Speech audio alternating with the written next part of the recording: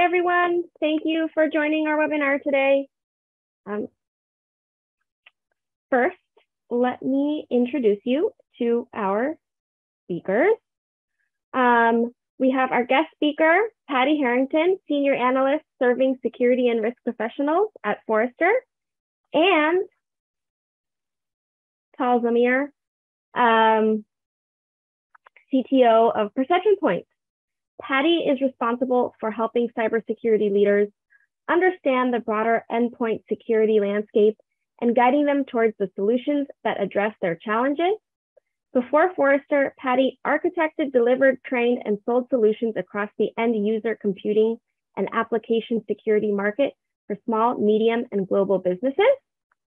Previously the founder and CTO of Isolate, Tal Zamir is a 20-year software industry leader with a track record of solving urgent business challenges by reimagining how technology works.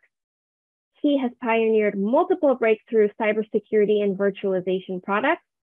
Tal incubated next-gen end-user computing products while serving as the CTO of VMware.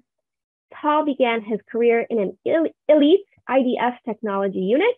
He holds multiple US patents as well as a master's in computer science from the Technion. I am Talia Mizrahi, Perception Point's Marcom manager, and I will be your moderator. But first, a few housekeeping items before we begin.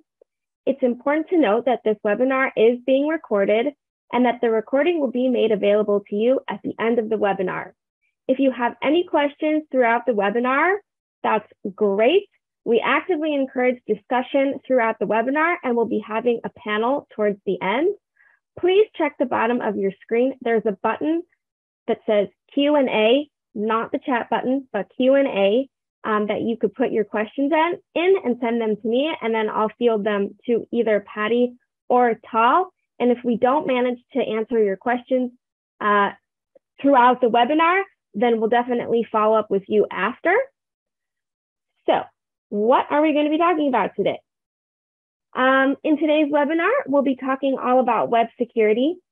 Digitization and remote working have forged a new frontier, positioning the browser at the front line of cyber attacks. Despite these advancements, web security solutions have stayed largely the same, unable to keep up, leaving the browser exposed. Patty and Tal will discuss the emerging trends and challenges in the browser security space, as well as how organizations can improve the security offered by standard browsers, including better, deeper, and earlier detection, built-in data loss prevention, and strong threat isolation that dramatically reduces the attack surface. So without further ado, I am passing it over to you, Patty. Thanks, Taya. So I wanted to start this off as we say as an example of some of the issues we're running into with browser security. And this is from one of the CVE sites showing from its history the CVEs that are out there for just Chrome.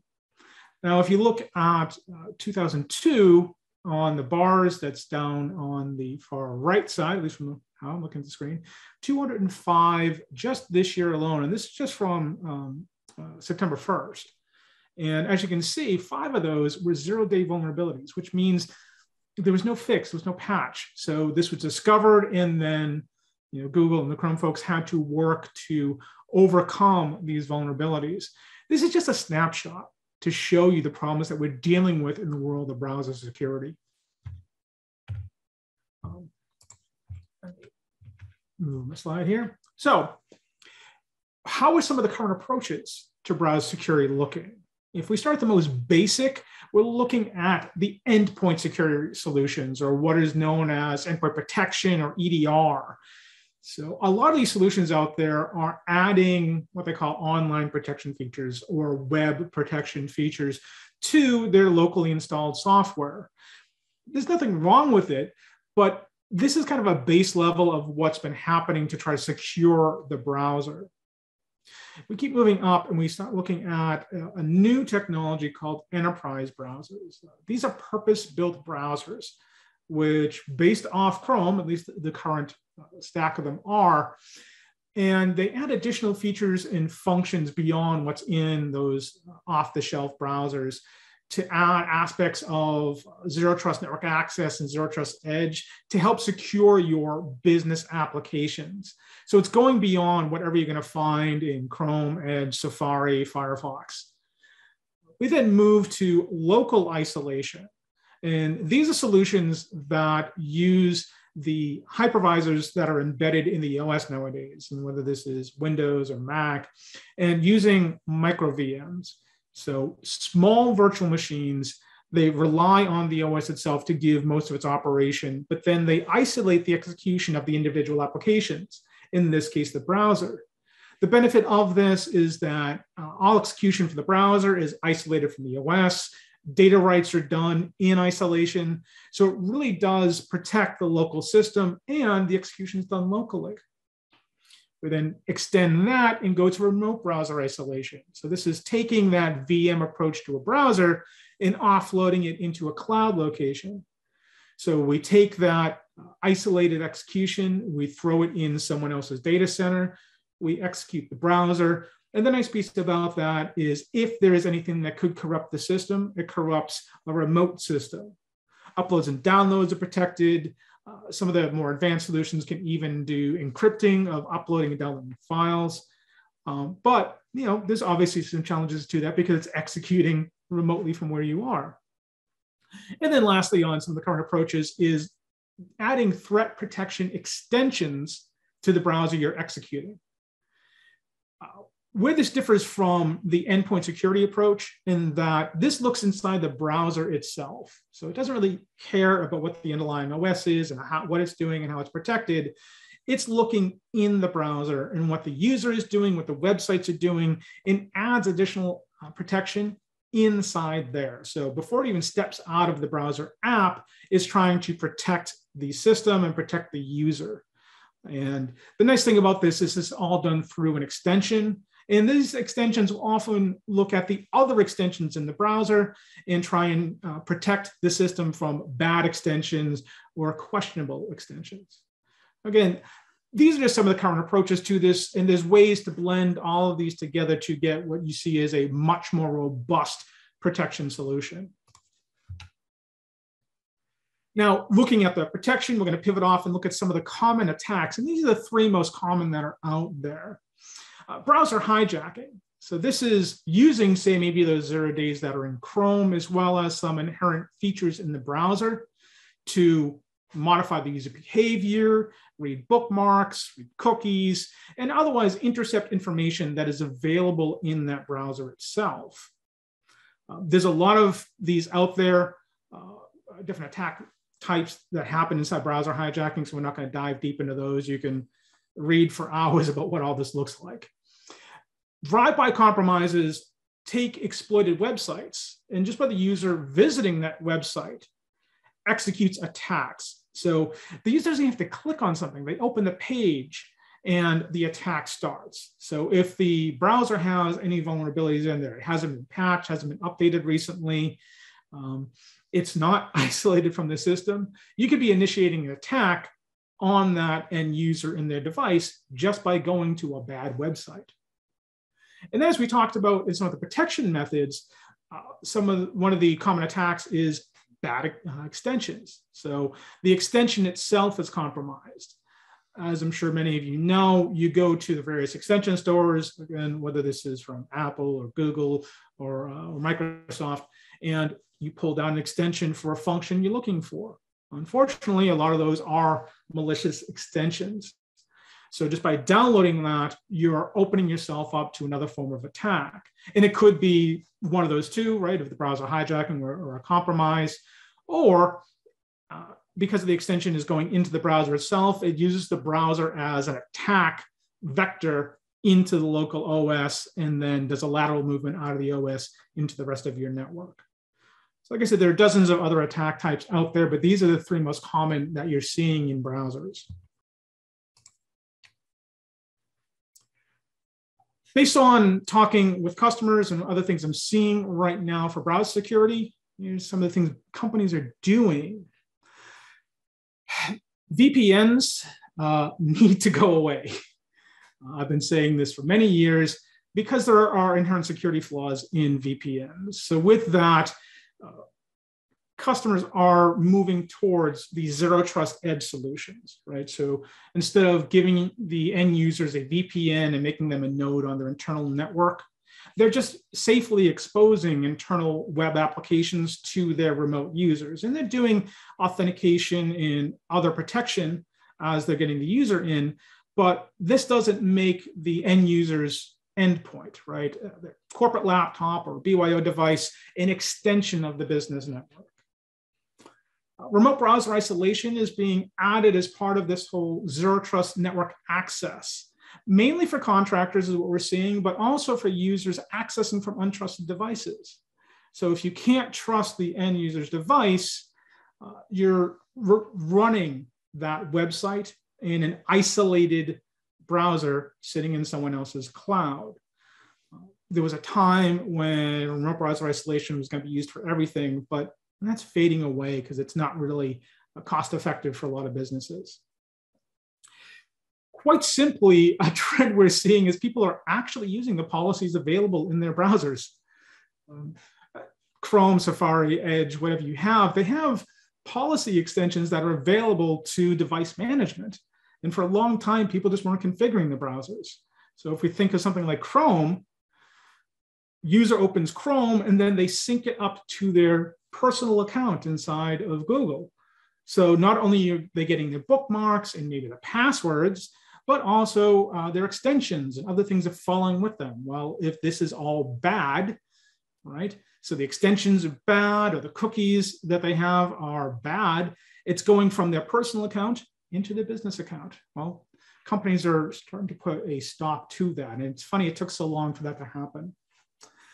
And then the last trend we're seeing also is just the full utilization of secure web gateways, not only for users sitting in an office, but the fact that so many people are remote now, they're using these secure web gateways that are cloud-based so that wherever the business user is going on their internet travels, it's all going through a secure web gateway solution.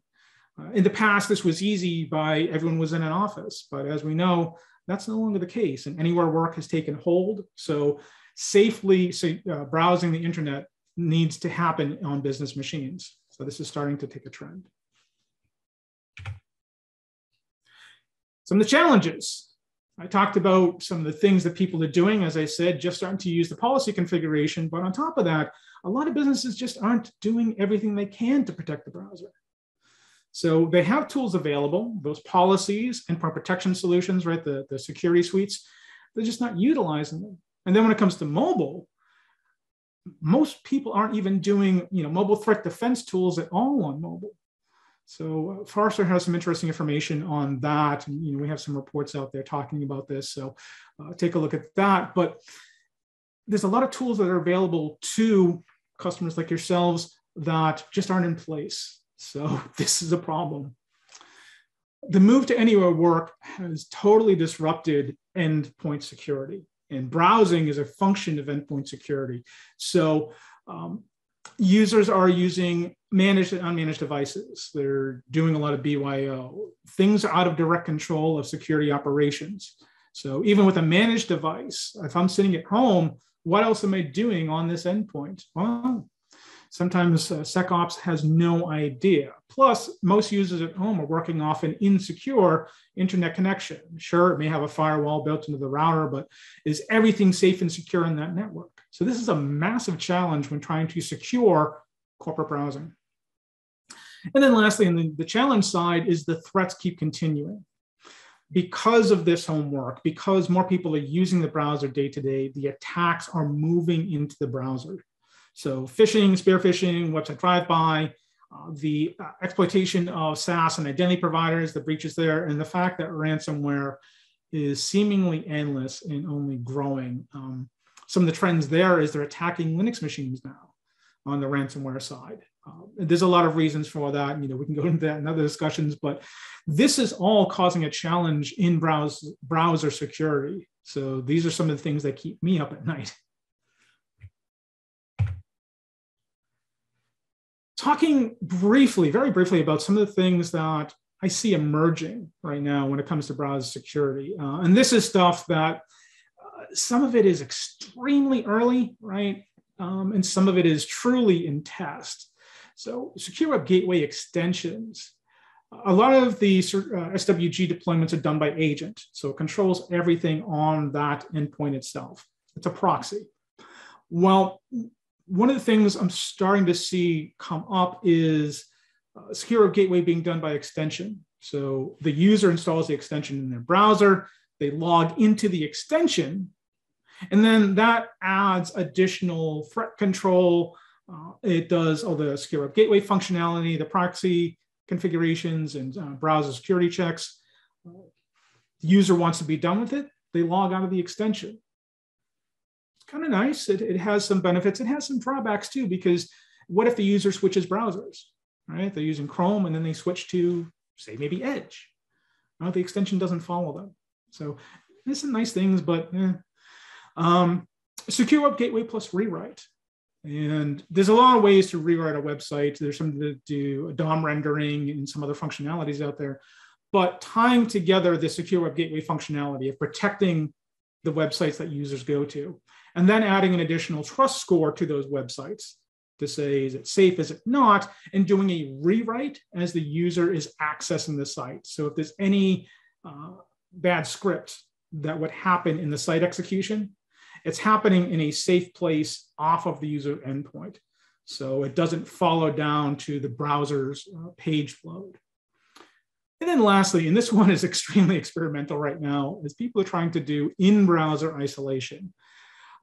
Like I said, there are a lot of challenges about this. Tal and I talked previously, and it's a complete vertical climb to pull this off.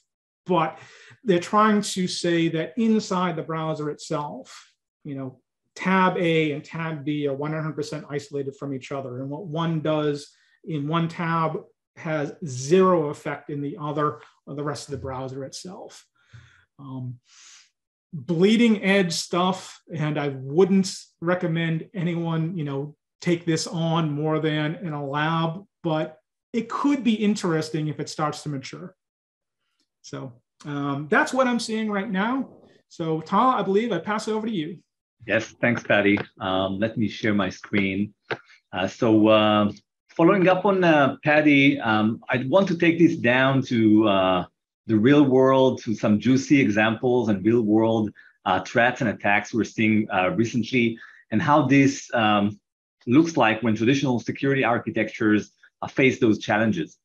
So when we talk to prospects and customers and what we see out there in terms of browser and web security, the typical architecture in many cases is the one we're seeing in this slide, where basically you have a secure web gateway, web proxy of some sort, either on-prem or in the cloud, which inspects any kind of website access, download, file, whatever the user stumbles upon, and does basic detection, sometimes basic DLP of that content. And another part of the typical architecture is the endpoint side, where you would have an APP EDR best practice installed there to stop threats that got through the secure web gateway from doing harm on the endpoint itself. So this is the typical best practices that most organizations are following. And unfortunately, what we're seeing is that the attackers are able to bypass that security stack. I'll give you a few examples, and some of them will correlate to what Patty just said. So one recent campaign that Cloudflare talked about and shared publicly was an attempt to do advanced phishing on their employees. Basically, a bad actor sent many malicious messages over some messaging platform, not over email, some other collaboration app, including some link to the Cloudflare Okta page, their single sign-on, internal single sign-on page. And this was a very convincing phishing website that got through and fooled many employees, convincing them to provide their username, their passwords, and even their second factor of authentication that they got over their text message. And once the attacker gets that, he can fully authenticate in the name of the user and have full control over the user's applications and the data and do harm in the name of the user. But the attackers didn't stop there. They also tricked the users to download the legitimate signed AnyDesk software, which is basically remote support tool commonly used, and tricked users to give them the access code. So then they had practically everything. They have full cloud access to the web apps. They have control over the endpoint and lateral movement in the network. And this is a great example because Cloudflare has all of the bells and whistles of security. They have secure web gateways and they have endpoint security products, but the attackers still got through because by the end of the day, the AnyDesk software is legitimate signed software that the endpoint security stack doesn't catch. And the phishing website was sophisticated and cutting edge enough to bypass the basic detection that the secure web gateway did. So this is one real world example and the sophistication that attackers go through today. A second different example, also to continue where Patty stopped, like malicious extensions. This is a concrete example of a family of browser extensions, codenamed by the researchers CacheFlow, where basically the user is tricked to download some browser extension that looks innocent and useful, like a downloader for Instagram, downloader for Facebook, what have you. The user downloads it. It's an approved extension in the Chrome Web Store.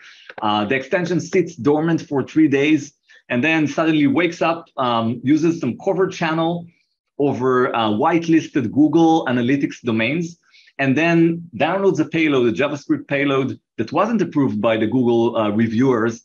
And that malicious payload basically checks that there's no developer analysis tampering going on here, and then steals your information from your Google account, injects code into your new tabs, hijacks your clicks. And this has been going on for a lot of time, and many of those extensions are out there. This is just one example of a concrete family. So this is another example. And just to continue on that, again, the secure web gateway and the endpoint security stack doesn't detect that because this is something that is sitting in the browser and the endpoint security products aren't tuned to detect that. The secure web gateways aren't looking for this. This is legitimate domains. So it just passes through all of the security stack. Another example is malware that is now targeting the browser specifically, and there's many of those out there. One of them is codenamed Ducktail, where basically in a recent campaign, attackers targeted social network administrators for businesses. So they convinced them to download some malware. It got through the EPP stack, it passed their checks, and that malware specifically looked for the databases of Chrome, Edge, Firefox, Brave, and stole the cookies, the passwords, the data out of the browser database underneath their feet. And once they got the cookies, they basically authenticated to the social accounts of those users, added themselves as another admin on those social accounts, and that's game over. They have all of your cookies, passwords, and the social account admin doing a lot of harm to those organizations. So a third real-world example. And the next one will be a bit of a repetition of what Patty said. I just want to complement a few additional perspectives on this. So Chrome, Edge, and almost any standard browser today are all based on the Chromium open source code. And this has more and more vulnerabilities being found by the bad guys. And it's keep on growing year over year. Just this year, multiple critical 0 days, meaning you just visit a website. It could be even a legitimate website that has some malicious payload ad or something in it. And that's it. There's some bug in Chrome that leads to the attacker owning your browser and owning your endpoint with no clicks on the behalf of the user. So super risky. And by the way, Google published that North Korean actors have been leveraging those vulnerabilities since January and actually ran campaigns against companies and individuals, leveraging those 0 days for many months before they were discovered. And to add the worry to this threat is basically that the vendors take many months to fix the gaps and close those 0 days. These are average times for Google, Microsoft, and Apple to fix 0 days vulnerabilities. So even if miraculously you were able to patch all of your browsers and immediately when the 0 day patch was released, you will still be exposed for months because the vendors take time to fix those. So this is a serious threat we should be looking at. So my point here is that today's attackers are successfully evading traditional security stacks relating to the browser and to the web, be it by malware that targets the browser, undetected malware on the endpoint, targeted phishing, not just over email, malicious browser extensions, and 0 day browser vulnerabilities. And to add a more challenge to this problem is that in today's hybrid IT environment, things are even harder to secure because we have so many unmanaged devices at home for third parties with offshoring and contractors using their personal browsers to access enterprise data. And you have very little control over what's going on there. So the challenge of securing the browser is not just hard on the security side, it's also hard in terms of the practicality of today's hybrid IT environment. And going back to the approaches that Patty covered, some of the enterprises we talked to have tried to go through some of those approaches, and the pitfalls that they've learned with some of those approaches, kind of in a nutshell for each one. If you go with the modern secure web gateways, it will give you basic detection and data loss prevention, but it's lacking in isolation. Just the basic secure web gateway bundle does not really isolate the browser. It just does some detection of the content. And it doesn't have deep detection capabilities because they need to serve up the sessions very quickly. They can't do full inspection of all the content at scale with all users working remotely and flooding those secure web gateways. So the detection is relatively shallow. In the remote browser isolation solution family, this is providing you with isolation of the browser. And this is great, protecting you against 0 days in the browser and so on, but at the expense of user experience and cost, because the users will need to work through some remote session, which is not very friendly to users over high latency and very expensive to spin up those cloud VMs for running those remote browsers.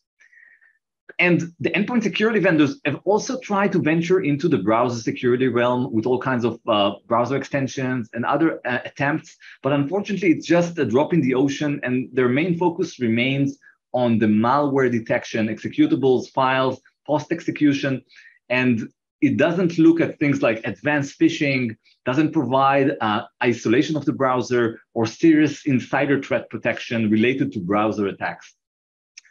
And custom enterprise browsers, Chromium forks of all sorts that have come up in the last year, they are based on a hardened Chromium version with more security controls baked into Chromium. But unfortunately, they don't have any isolation of this browser. It still runs as a process on your computer, and no strong barrier between the browser and the rest of the environment, and not a lot of focus on detection in depth. It's more around policies. And it comes at the expense of browser compatibility. Because if you're going to go with a Chromium fork, you're going to lose all of the Microsoft and Google ecosystems for managing their Edge or Chrome browser, the password management, single sign-on with Microsoft or Google, and other stuff that is just not included with the open source Chromium base. So this kind of our take on these approaches. And at Perception Point, when we looked at this problem, we were thinking, can we have our cake and eat it too? Can we provide customers with amazing browser security that covers those threats and with keeping the user experience great and low IT overhead overall? So before I present the solution, just to give you one slide about what is Perception Point. Basically, our goal is to protect organizations against any kind of user-related threats across the top attack vectors out there. So we cover email, which is our base offering and what we've been doing for years, cloud applications, collaboration applications like Slack, Teams, cloud storage apps, Google Drive, and others, proprietary in-house apps which contain user content, and now the browser as well. And we're able to protect against threats in those channels, both by doing best-in-class detection, isolation of threats, and remediation with a managed service on those channels. So we recently launched our advanced browser security offering, which basically adds advanced layers of security to standard browsers, your standard Chrome or Edge, protecting you against both external and internal web threats. So the security value that we bring to the table is best-in-class detection, and I'll talk about it a bit more in depth in a second, DLP and governance in the browser, and VM-based isolation of threats and isolating the entire browser in a local VM. This is designed to be fully compatible with standard Chrome or Edge. The full web can be accessed as is, and the entire enterprise ecosystem can be used just like you're using it today, with no changes to how you manage browsers or how users use the browser. It includes an incident investigation platform and a 24/7 managed incident response service, so that we can help you investigate false positives or false negatives and improve the accuracy.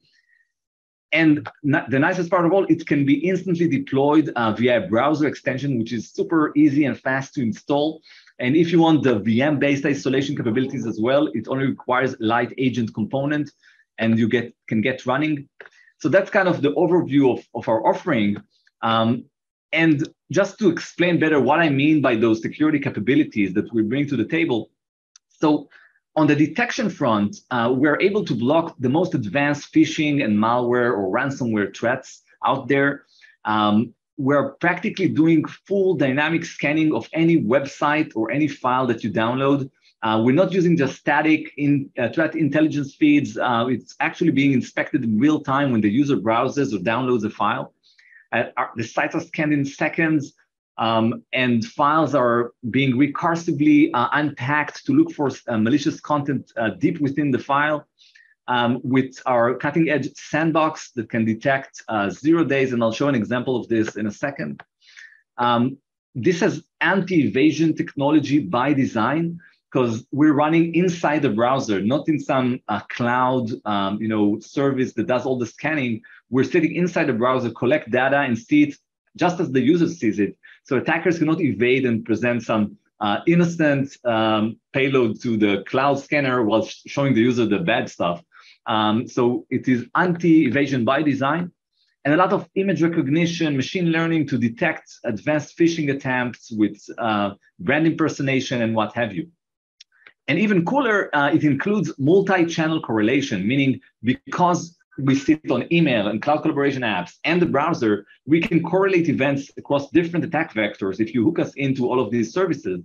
So if you got an email that looked innocent on first glance, but then you open the link in the email in your browser, and we see that once it's loaded in the user's browser, it contains additional evidence incriminating this email and the link, then we can immediately quarantine and block that website and that email. So this is examples of the detection that we have in the product. And in the DLP and governance bucket, we can really protect data not just from external threat, but also against insiders and third-party or contractor threats inside the browser. So things like clipboard controls, printing controls, limitations of downloads per website, limiting website categories, URLs, IPs, gaining visibility into malicious extensions, encrypting everything that the browser stores, cookies, files, protecting against screenshots and keylogging. So this is examples of the DLP and governance features we built into the product. And finally, on the isolation bucket, we add local VM-based isolation to the standard Chrome Edge, practically wrapping Chrome or Edge when you're visiting something dangerous in a lightweight micro VM, as Patty called it, basically making sure that even if you bumped into malware, it will still run in isolation. And even if you visit a 0-day vulnerability on a website, you won't be impacted. The browser will be contained and won't be impacting your organization or your laptop. It's also working on the other direction. So if you're running an isolated browser on an unmanaged machine, it's protecting you against malicious insiders or ransomware sitting on the user's machine that might try to steal data from the browser, dump the memory of the browser, do process injection and what have you. So it really protects you against the most advanced browser threats, as well as providing network isolation and all running locally without any high latency impact or compute costs and so on. So this is kind of a nutshell of all of the capabilities we bring to the table. And to bring it back into the use cases and why would you need this advanced browser security? So basically, there's two main needs and use cases we see out there. The first one is safe browsing, where you want to make sure employees visit the web safely. So when they visit potentially malicious websites or downloads, it's protected with best-in-class detection and isolation of those risky assets. And the second use case is for sensitive access, where you have either employees, third parties access your sensitive web apps on an untrusted or partially trusted device. You want to make sure that that access is being done in isolation from the rest of your laptop with built-in DLP governance and isolation controls. So now I know you probably want to see a demo, and I would like to show you just a 2-minute, 3-minute demo of this in action. So what I'm showing here is a Windows 11 laptop with our advanced browser security solution inside, in this case, Edge, but it could be Chrome or any standard browser. So you can see here this little browser extension from Perception Point, this little orange dot indicating that the browser extension exists in your standard browser and is active to protect you. And now, if you're going to visit some malicious website, it could come from any SaaS app or any origin. In this case, it's through a link in OneDrive. When you click that, we immediately scan this website, look for evidence. This was really quick, but behind the scenes, we actually collected evidence and found that this was a deceptive phishing website. And we showed you a blog page explaining that this is malicious and warning you from visiting that. You can go back to safety. You can see the details. And you can choose if you're set to have a policy that lets you bypass this to visit this website anyway, not recommended. But you can see that this was actually a true phishing site that we caught recently, trying to trick you into entering your email and password by tempting you to access some documents. So this is one example. But of course, this is not just about websites, but also about files. So if I'm getting a file, again, from any web app whatsoever, and some file contains a 0-day malicious content, so what we do is we actually block you from accessing the download. We download it in the background and scan the file for you. It can take a few seconds because we're actually running this in kind of a sandbox in the cloud with Word, in this case, or with unzipping it and opening it in Word. And as soon as we detect that this is malicious, we will block the user, let him know that the file was deleted and you cannot access this download and you should be careful. So the user doesn't need to do anything. It just works in the background and checks your websites, your files, anything you access behind the scenes. From the security team's perspective, they can actually look at all of those incidents, and they have a fancy forensics platform to look at all the evidence that we collected and why we thought this was malicious. So in this example of this zip file that I just showed, this was actually caught by our cutting edge, what we call hardware assisted platform, which is a sandbox running with processor tracing in the background. And it was actually detecting that this is dropping a file. And you can see here the sandbox in action with some screenshots of what it did. So basically, it launched Word with this file after unzipping the file and extracting a PDF out of it. And you can see the attackers trying to convince the user to enable macros in this case. So this was all done in the background. The user just downloaded the file, but behind the scenes, we did this in the background for you and detected it contained this malicious code that eventually calls create process, some bad API that indicates malicious activity. And you can actually see the launch sequence here and the obfuscated macro code that they planted into the document. So all of this goodness of forensics is available for your security team. And you can also use our free complimentary managed service to investigate this for you. So this is an example of what I mean by best-in-class detection and the ability to investigate and scan files in depth. Now, as I mentioned, it's not just about detection. The second bucket I talked about is DLP and governance of the browser. So the next example is when a user tries to copy and publish or share data out of a sensitive application. So while normally I can copy and paste content from normal websites into Pastebin here, that's allowed. But when I'm going to try to copy and paste data from a CRM system, and it could be any SaaS app, you don't need to integrate with anything. In our case, this is the CRM, and I'm copying some data. I'm trying to paste it. This will not be allowed, and I won't have the option to paste it out of this CRM website to any other service. So this prevents users from leaking data out by mistake or by intention. And furthermore, you cannot, of course, also to copy and paste this to Word or to any other external application on my machine. While from normal websites, I can keep on doing whatever I want to do. So this was a bit of DLP. Another example is printing. When you try to print this sensitive data, you get a blank page. You can't see anything inside that page. So it will be tough for you to extract mass amounts of data out of those sensitive websites in an automated way, which makes life harder for insiders or malware that tries to do that. Now I want to show the third bucket of isolation in action. So when a user visits something that is extremely dangerous or in some category that is considered to be high risk, we can automatically isolate this website. In my case, I'm trying to visit the piratebay.org, which is a famous torrent website. And what happened here instantly is that this website got launched in this new Chrome window, Edge window inside the light virtual machine. You can see this little badge indicating it's protected, and you can see we put a different theme on Edge, but it's basically a standard Edge or Chrome browser launching this Pirate Bay website. And now this website is in complete isolation. This browser window is in complete isolation from the rest of your environment. And just to demonstrate this, if I go into some screen sharing website on my normal browser and do a screen share, on a normal browser, you can see the entire desktop and you can see all of your windows and all of your system is visible to the attacker if they use this screen sharing. You can see your documents, your applications, anything else. But if you get to the same screen sharing website or any kind of malware will be launched inside the isolated browser, I'm opening the same website and I'm doing a share screen, you can see that you can only share this specific window because the only thing running within this isolated VM is this isolated Edge window and nothing else. And you cannot see any other tab, any other application. You cannot steal data other than the stuff that's running inside this isolated browser. So that's a nice example to visualize what we mean by isolation. This is a nice limited isolated VM with a separate keyboard, mouse, display, what have you, completely separate from your environment. So with that, I hope this was making things more clear in terms of the value proposition.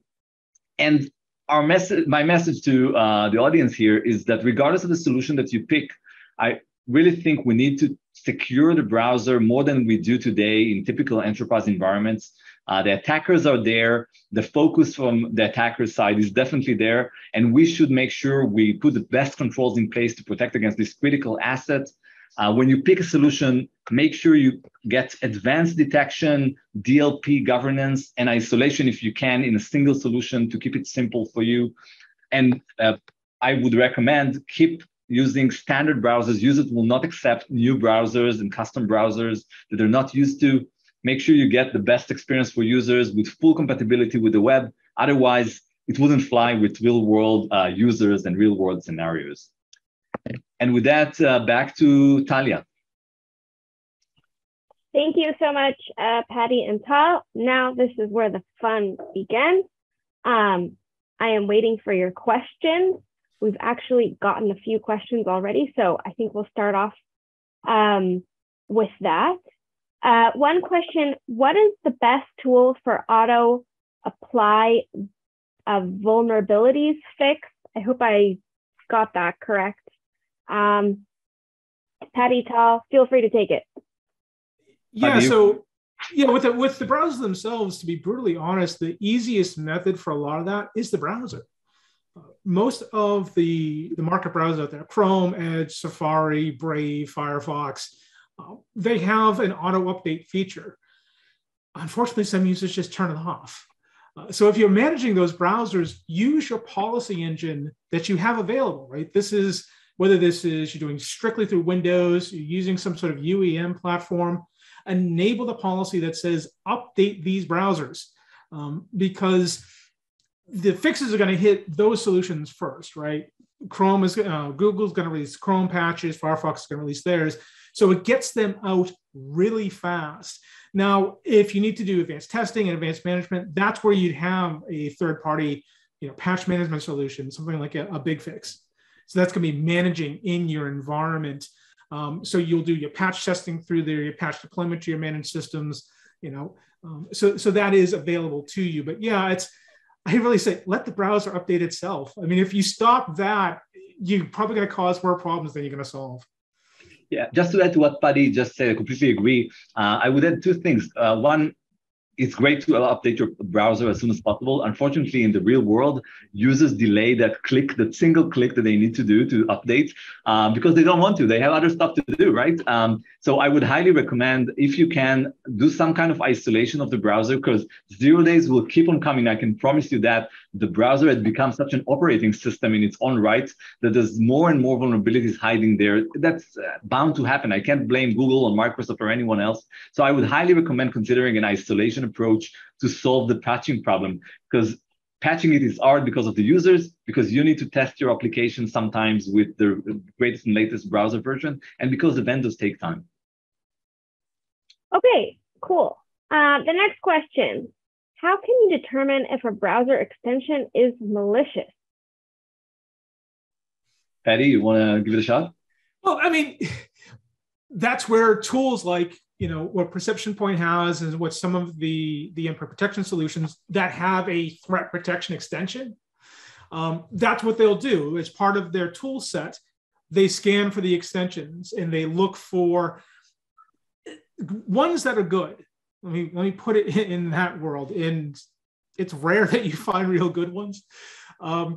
They will look for patterns versus signatures. Signatures are fine. Signatures give you that quick, easy hit. The problem with the signature is, as Tala says, 0 days happen and it changes the signature. So what they'll look for is what the extension is trying to do. So these video downloaders, is it truly downloading, or is it trying to read things inside the browser? Because those are two different things. So, and that's the thing. It's the tool that you're using has to be built to scan for extension threats.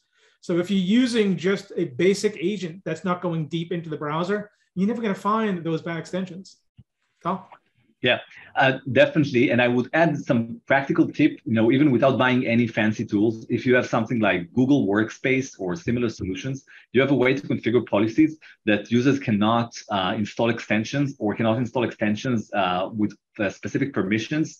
If you can afford it in terms of your culture of users and can block by default installation of new extensions without approval, I know it can be a hard thing to manage, but if you can't afford something fancier, at least block any unknown extensions or extensions that require too many permissions. That could be a practical tip you can adopt immediately. Yeah, and as I said, before, one of the things that people aren't doing is using the policy tools that are available. Exactly. And that's a policy tool. So yes. Utilize it. Definitely. Pick up those low-hanging fruits. Definitely a good thing to do. We have lots of questions. Okay.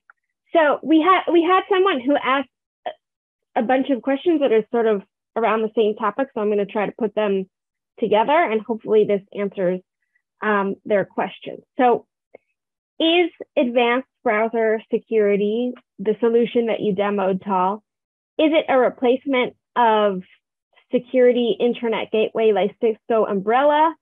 And does it have anything to do with a secure email gateway solution as well? Does it work with all operating systems? And is there anything in the other browsers? Right. I didn't get the last part, the last sentence, Talia, you were breaking up, but I'll first answer the first two parts. So basically, yes, advanced browser security can replace secure web gateways in some use cases, not in all of them. It depends on what you're trying to achieve. In some cases, you have to put some web proxy or secure web gateway at the DMZ before you get out to the internet, because it's a regulatory thing that you cannot avoid. But in many cases, especially with smaller companies, tech companies, less regulated companies, a browser extension and advanced browser security solution like we offer can give you comprehensive coverage against many of the things that the secure web gateways offer, including Cisco Umbrella. And it's actually could be providing you a much better level of accuracy in detection. That's what we've seen when we tested and compared Cisco Umbrella with our own detection. It's seeing things that Cisco Umbrella doesn't capture. Again, I can't blame them because they're having a different architecture, so they need to do different things, but eventually it's less effective at the end of the day against threats. So definitely it can replace those kind of solutions. And also it covers all of the operating systems. Like with the extension, you can install it on Mac, on Windows, on Linux, on Chromebooks. Any kind of user laptop, desktop would work. And also our agent is so compatible with Mac and Windows for the additional isolation features. And regarding the connection to the email service, if you go with perception points, you can get a single vendor that provides email coverage, browser coverage, collaboration apps, cloud storage, and many other attack vectors in a single pane of glass, the same one that I've shown in the demo when you can look at incidents. And we will actually use the data from different channels to do a better job at detecting threats. And we can be your email security solution and web security solution at one vendor. This is another one for you, Tal. What is the level of centralized management of the solution? Is it already integrated into X-Ray or will it be soon?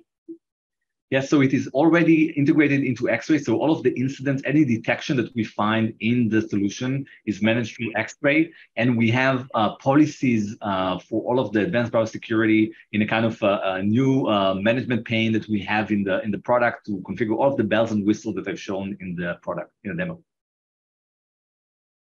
And right now, you know, the solution is working for Chrome and Edge.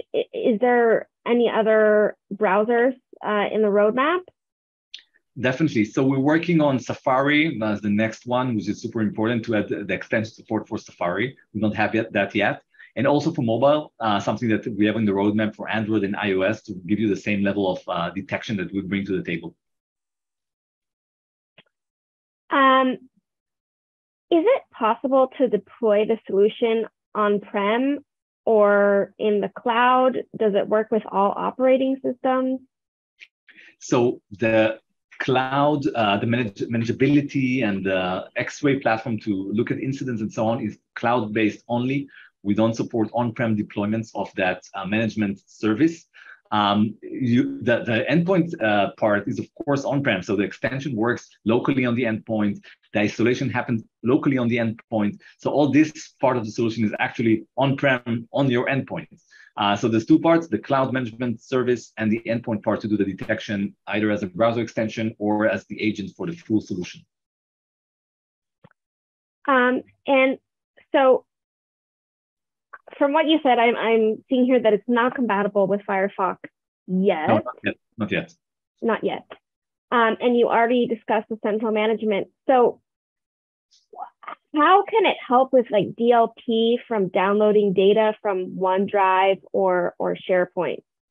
Right. So at this point, the capabilities we have around DLP is that you can blacklist kind of or whitelist websites that you won't be allowed to download files from. Even if those services don't support download restrictions, with a browser extension, you can limit downloads from any kind of SaaS service that you don't want users to extract data out of, be it through downloads, copy and paste, printing, what have you. We will add additional capabilities around DLP, and this is work in progress, to protect you against users downloading sensitive documents. So not just any document, but when you download something that contains sensitive data, we can detect that and stop that specifically and not just generally block downloads on a specific website.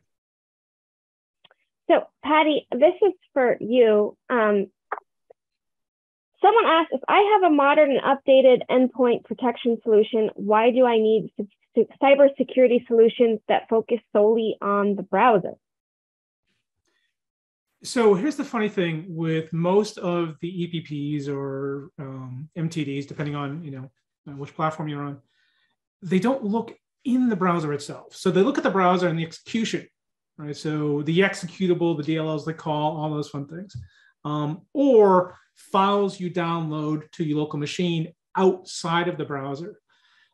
It's all good stuff, and it really is needed. If you're going to effectively do full endpoint protection, endpoint security, you need this. The downside is a lot of the attacks that we talked about happen in the browser. Phishing attacks happen in the browser. So your gateway, right? Your screw up gateway, maybe it misses this new phishing site because, as Tal mentioned on some of these, they're going to trusted domains. So it misses that. There are some attacks that are happening inside of the browser. There's an interesting one that pulls up where it mimics a Microsoft Authenticator login, right?